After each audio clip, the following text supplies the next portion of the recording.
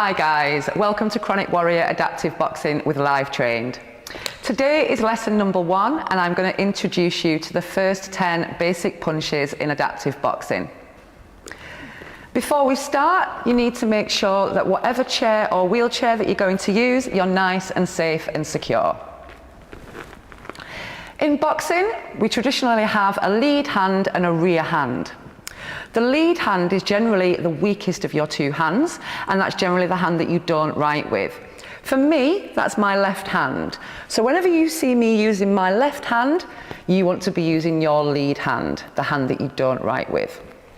Left, lead. The other hand is my rear hand. That's my strong writing hand. So whenever you see me using my right hand, you're going to use your rear hand. So for me, left for lead, right for rear.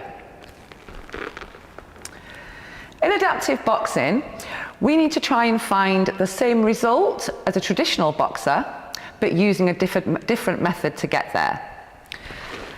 So for that, we're going to use our core body rotation to drive the hand and create momentum and power into your punches. So how do we start? We start with our guard position. And the reason we do that is before we throw any punches, it's super important to be able to protect yourself. So our guard position, we're going to have our hands up by our face and our elbows tucked into our body. We're also going to look over our eyebrows and tuck our chin in just a little bit. I'll explain the reason why in detail a little bit later on.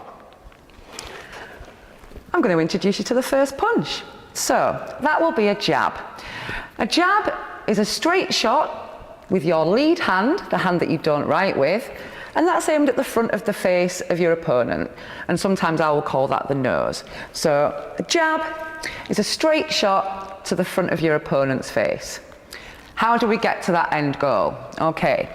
So again, in traditional boxing, everything comes from the legs. So the rotation to drive the hands starts from down here. As I previously mentioned, we're going to use our trunk and our core to do this. My jab is going to be with my left hand. So the first thing I need to do is take my right shoulder back. And as you can see, that drives my left shoulder forward. And this is where I talk about the body driving the hand. As I take my right shoulder back, I'm going to let my left hand come out nice and straight. And as I do that, I'm going to rotate and I'm going to land that shot with the palm facing down. So I'll show you that again. I'm going to take my right shoulder back to drive my left hand forward, and I'm going to land that shot with the palm down. As you can see from here, my arm is fully extended. But also, with that head position, looking over the eyebrows with the chin tucked in, my chin is protected by my shoulder in that shot. So if I put that on real time onto the bag, this is what it's going to look like. So hands up by my face, elbows in, taking the opposite shoulder back and jab. And as soon as I hit that bag, I'm going to imagine it's super hot and I'm going to snap my hand straight back to my face where it started with the elbow in. I'll show you again.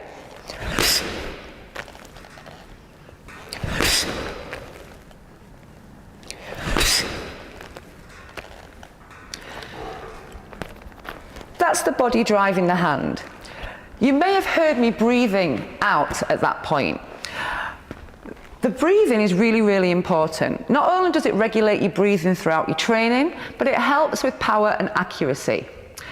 And to explain the breathing, I'll give you an example. Think about blowing out a candle on a birthday cake. So nice, light breath. Okay, so again, I'll show you that.